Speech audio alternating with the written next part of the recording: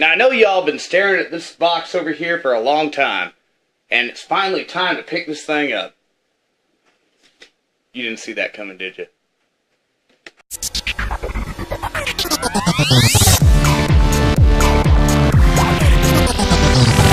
Hi there, Adam here. Today we're going to do an XDA unboxing of the Samsung At&t Galaxy S4. So let's get started. So here we have the At&t Samsung Galaxy S4. And here we have a box inside of a box. And we have a quick start guide. This is kind of a unique look here with all this wood style finishing. Guys, pretty standard stuff. And here we have the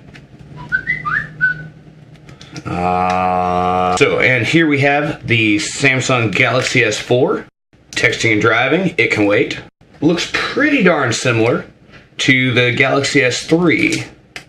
As you can see here, pretty much everything is about the same dimensions. It wouldn't surprise me if maybe you could fit some of the same cases on the device.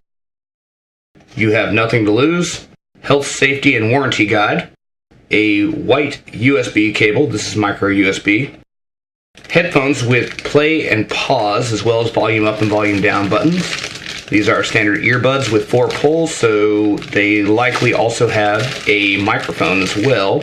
Yep, microphone hole built in right there. 5-volt 2-amp charger with USB port. And finally, we have the battery. This battery is a 2600 milliamp hour battery at 3.8 volts. And let's turn it on. Here's they put a black finish over the front of it. Alright, so this is running Android 4.2.2. We're running a 3.4 kernel. So let's turn this thing right back off. So we're going to start by removing 1, 2, 3, 4, 5, 6, 7, 8, 9 screws.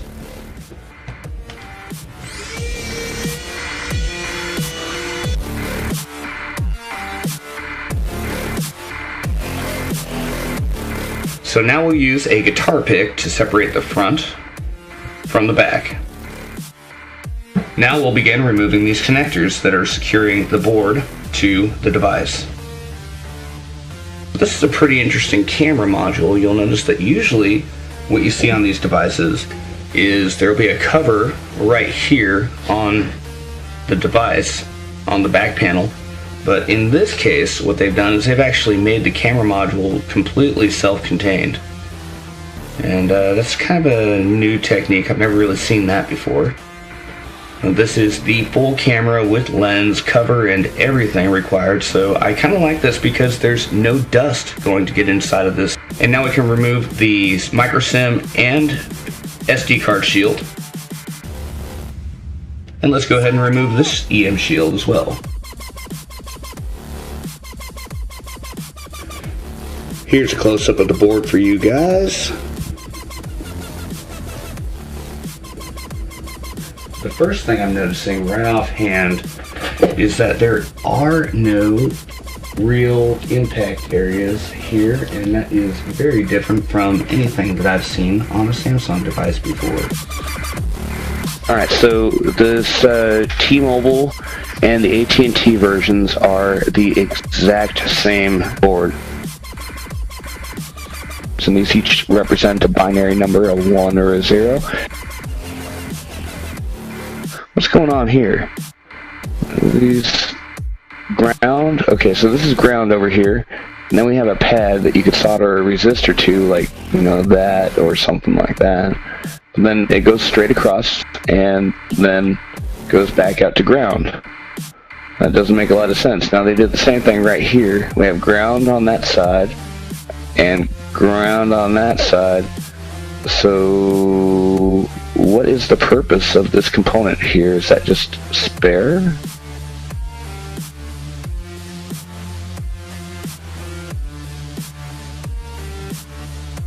This would be a debug port of some kind. And the debug port is something that I find to be the most interesting part of the device. And there we go. Now, DJR Bliss came up with this really cool method of exploiting the bootloader on the Samsung Galaxy S4. And the way this works is, you take a specially crafted header to a kernel or a recovery if you want, and basically what it does is it jumps out of where it's supposed to load and jumps into the bootloader, overrides part of the bootloader, and tells the bootloader to just bypass all the security checks. We're going to root and install a TWRP recovery. This uses a few exploits by Dan Rosenberg, so let's go ahead and do it. So now it's pushing over the tools right now, and it's pushing the recovery to the device. Now it's performing Dan Rosenberg's root exploit. And finally, what it's going to do is it's going to install a recovery to the device. Now we can hit OK to reboot, and we have a win.